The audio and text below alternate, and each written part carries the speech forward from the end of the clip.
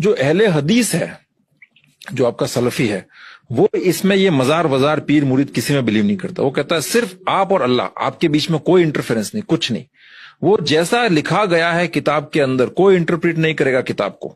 جیسا کتاب کے اندر لکھا گیا اس کو لٹرل فالو کرتے ہیں. اس کو مطلب کتاب اس پر لکھا ہے کہ اس آدمی کے اوپر تھوکنا ہے تو آپ کو تھوکنا ہے.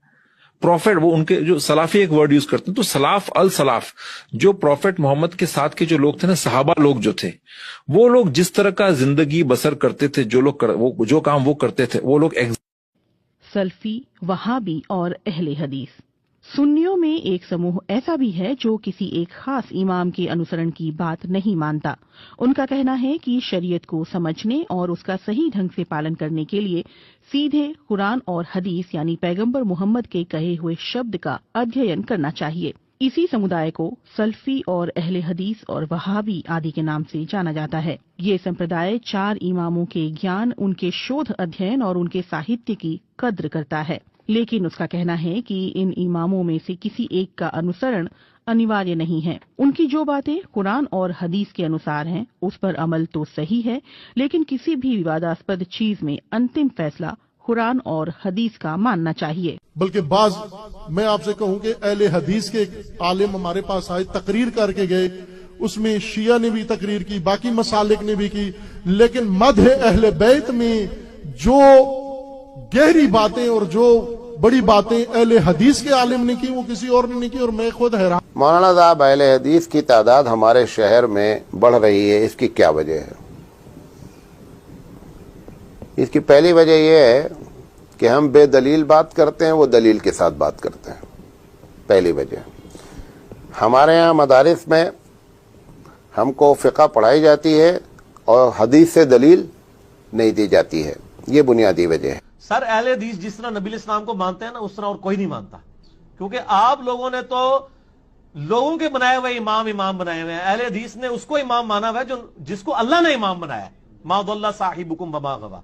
اہل حدیث کی آپ کے بزرگوں سے کوئی دشمنی نہیں ہے. وہ جو کچھ کہتے ہیں نبی علیہ السلام کی محبت میں کہتے ہیں. آپ ذرا ان کے قریب ہوں، آپ کو پتہ چلے گا کہ اہل حدیث نے نبی علیہ السلام کو صحیح مانا ہے. باقی تو صرف نام کے ہی مان رہے ہیں. ٹھیک. اس دور میں کتاب و سنت کا اور قرآن و حدیث کا سچا محافظ اگر کوئی ہے تو اے اہل حدیثوں وہ تم ہو. کعبے کے رب کی قسم، کتاب و سنت کے سچے علمبردار اگر کوئی ہے تو وہ تم ہو. نبی اکرم کی دعوت کے سچے محافظ اگر کوئی ہو تو تم ہو. اللہ کی کتاب کو، شریعت محمد کو اپنی اصلی شکل میں اگر کسی نے باقی رکھا ہے تو اہل حدیثوں وہ تم ہو. سارے لوگوں نے آمیزش ملاوٹ شروع کر دی. کسی کے ہاں پیروں کی ملاوٹ، کسی کے ہاں فقیروں کی ملاوٹ، کسی کے ہاں اماموں کی ملاوٹ، کسی کے ہاں محدثوں کی ملاوٹ. اگر فقیروں، اماموں، محدثوں، پیروں اور ولیوں کی ملاوٹ سے رب کا دیا ہوا سچا اسلام، شریعت محمدی کا سچا پاسدار اور خالص اسلام اگر کسی کے پاس ہے تو اے اہل حدیثوں تمہارے پاس ہے. تم اس کی حفاظت کرو، تم اس کی رہبری کرو. انشاءاللہ قیامت کی صبح تک کوئی تمہارا کچھ نہیں بگاڑ سکتا. لا تزال طائفۃ من امتی علی الحق منصورین. ایک گروہ ہمیشہ حق پر رہے گا. لا یضرهم من خالفهم. کوئی بھی مخالف قیامت کی صبح تک ان کا کوئی کچھ نہیں کر سکتا. کہ میری امت کا ایک گروہ ہمیشہ حق کے اوپر رہے گا. ایک گروہ، لا تزال طائفۃ، ایک گروہ میری امت کا ہمیشہ حق کے اوپر رہے گا. اسے رسوا کرنے والے فتان اس کو تکلیف نہیں پہنچا سکتے یہاں تک کہ قیامت آ جائے. حضرت محمد بن اسماعیل امام بخاری رحمۃ اللہ علیہ اپنے استاد کا حوالہ دیتے ہوئے، علی ابن مدینی کا حوالہ دیتے ہوئے کہتے ہیں کہ اس حدیث سے مراد حضرت علی ابن مدینی کہتے ہیں کہ اصحاب الحدیث ہیں، یعنی اہل الحدیث ہیں.